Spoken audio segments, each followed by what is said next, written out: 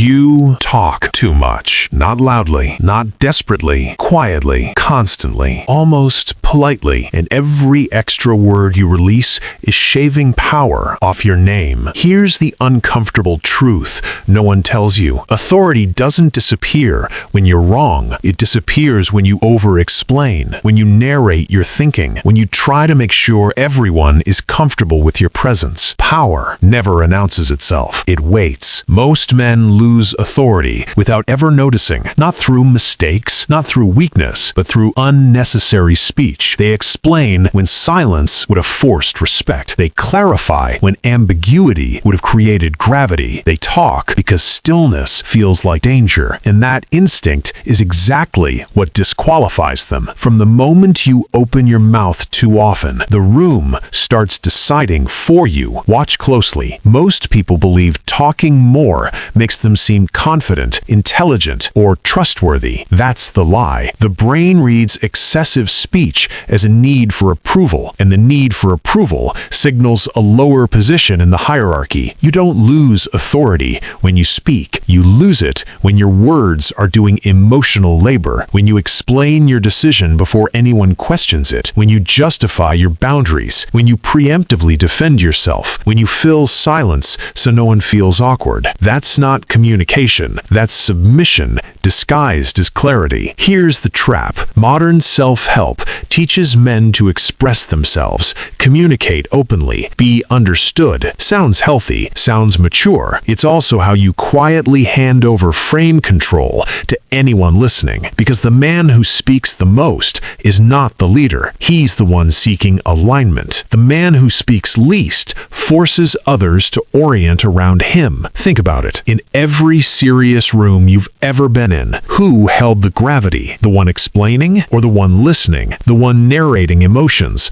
or the one letting silence stretch? Silence creates pressure. Pressure creates hierarchy. Talking relieves pressure, and relief always flows downward. Here's the reframe most men never make. Authority is not built by adding words. It's built by subtracting them. The fewer words you need, the higher your position appears. Not because silence is mystical, but because the human mind fills gaps with assumptions, and people always assume importance before insignificance. This is not philosophy. It's behavioral psychology. In social dynamics, uncertainty elevates status. Predictability lowers it. When people can easily read you, anticipate you, or finish your sentences, you've become manageable. Manageable men don't command respect. They get managed. Power lives in the unknown. This is why high-status individuals throughout history were economical with speech. Roman generals, Renaissance kings, modern CEOs. They didn't talk to prove intelligence.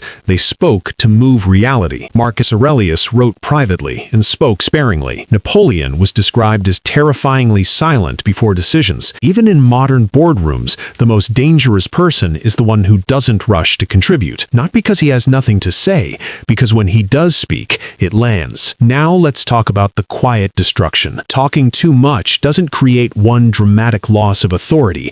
It creates micro-leaks, small signals, subtle shifts. People interrupt you more. They challenge you casually. They feel entitled to your explanations, and you don't notice until your words stop changing outcomes. You've felt this before. You give reasons. You clarify intentions. You explain context, and somehow people still don't move. That's because you taught them they don't have to. The moment you explain, you place yourself on trial. You imply your actions require approval, and approval, psychologically, only flows upward. High-status men don't convince. They decide. Lower-status men persuade, justify, and rationalize. Here's where it gets uncomfortable. Most men talk too much because they fear being misunderstood, but the desire to be understood is a low-status impulse. Leaders don't need to be understood. They need to be followed. Understanding is optional. Compliance is not. When you over-communicate, you're not being clear. You're attempting to control perception. And the harder you try to control perception, the more others sense insecurity underneath. Confidence does not explain itself. Now consider this. Every time you speak, you reveal data, preferences, values, emotional triggers, limits. The more you speak, the more predictable you become. And predictability is the raw material of manipulation. Machiavelli warned about this centuries ago. He didn't say be silent as a moral stance. He understood that information asymmetry is power. The one who knows more than he reveals holds the advantage. When you talk too much, you reverse that asymmetry. You expose motivations. You expose fears. You expose what you want. And once someone knows what you want, they know how to control you. Silence protects leverage. This is why interrogation rooms are quiet. This is why negotiators pause. This is why powerful people let others talk themselves into weakness. The more someone speaks, the more they reveal. The more they reveal, the more they can be steered. And here's the cruel irony. The man who talks less is often perceived as more intelligent, even if he knows less, because intelligence is inferred through restraint, not output. Think about the last argument you lost. You probably spoke more than the other person. Not because you were wrong, but because you were invested. Investment leaks authority. When you care too much about being right, being liked, being fair, being understood, you trade dominance for comfort, and comfort is never respected. It's tolerated. Let's go deeper. Talking too much collapses your frame. Frame is the invisible structure that defines what matters, what doesn't, who leads and who reacts. Whoever controls the frame controls the interaction. When you explain, you enter the other person's frame. When you answer every question, you validate their authority to ask. When you justify, you accept their judgment. Silence rejects the frame without confrontation. You don't need to argue. You don't need to correct. You don't need to defend. You simply don't participate, and that absence forces recalibration. People begin to wonder, why isn't he reacting? Why isn't he explaining? Why isn't he trying? Those questions elevate you. Now, most men panic at this point. Silence feels risky. What if they think I'm stupid? What if they misunderstand me? What if I lose control? But control is already lost when you're speaking to maintain it. True control is letting others reveal themselves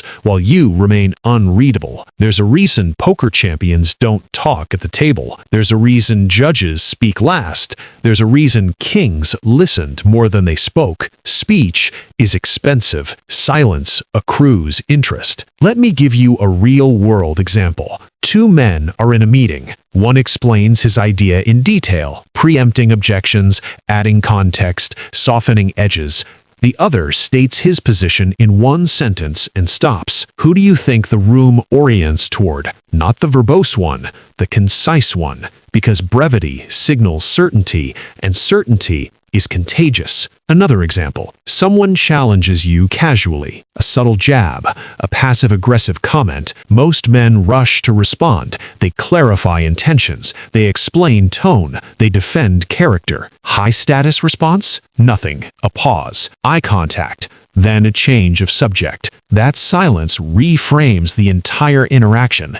It communicates, this doesn't qualify for my attention, and attention is the real currency. The more you give it away through words, the less you have. Now let's address the internal resistance. You might be thinking, but what about communication? What about relationships? What about leadership? Here's the distinction. Talking is not communication. Words are not leadership. Leadership is direction. Communication is precision. High-status men don't speak less because they're cold. They speak less because every word has intent. They don't fill silence. They weaponize it. They don't narrate emotions. They let others project. They don't explain decisions. They let outcomes justify them. This is why people feel strangely compelled around them. Not because they're loud or charismatic, but because they don't leak energy. Energy is conserved. Presence is concentrated. Now here's the part that separates men permanently. Most people hear this and try to act silent. They bite their tongue. They count words. They mimic restraint. It fails because silence isn't a tactic, it's a position. You can't fake it. If you're silent but needy, people feel it. If you're quiet but desperate to be perceived a certain way, it shows. The real shift happens when you stop needing to manage perception at all, when you stop needing to be understood, when you accept that misunderstanding is not a threat. Misunderstanding filters people. Explanation invites them all in. Powerful men are selective with access. Speech is access. Now let's talk about the final layer, identity. Men who talk too much are usually trying to prove existence. They want acknowledgement. They want confirmation they matter. And the tragedy is, the more they seek it, the less they receive. Men who speak less already assume their presence is enough. That assumption changes posture, eye contact, timing, tone. You don't need to dominate conversations. You need to dominate silence, because silence forces others to lean in. The moment you stop over-explaining, something unsettling happens. People project authority onto you. They assume depth. They attribute confidence. They hesitate before challenging you, not because you demanded respect, but because you stopped begging for alignment. And here's the dark truth. The world does not reward transparency. It rewards composure. It does not elevate those who share the most. It elevates those who reveal the least. So the next time you feel the urge to explain, pause. The next time you want to clarify, stop. The next time silence feels uncomfortable, stay there. Discomfort is where hierarchy rearranges itself. You are not here to be understood. You are here to be positioned. Speak when your words move reality. Be silent when they only soothe anxiety. That's the line. Cross it, and your authority starts returning without effort. If this perspective unsettled you, that's a good sign. It means you're seeing the game instead of playing the role you were handed. Watch how differently people respond when you say less. Watch how quickly respect appears when explanation disappears. And if you want more of what most men never learn until it's too late, you already know what to do. Stay observant, stay unreadable.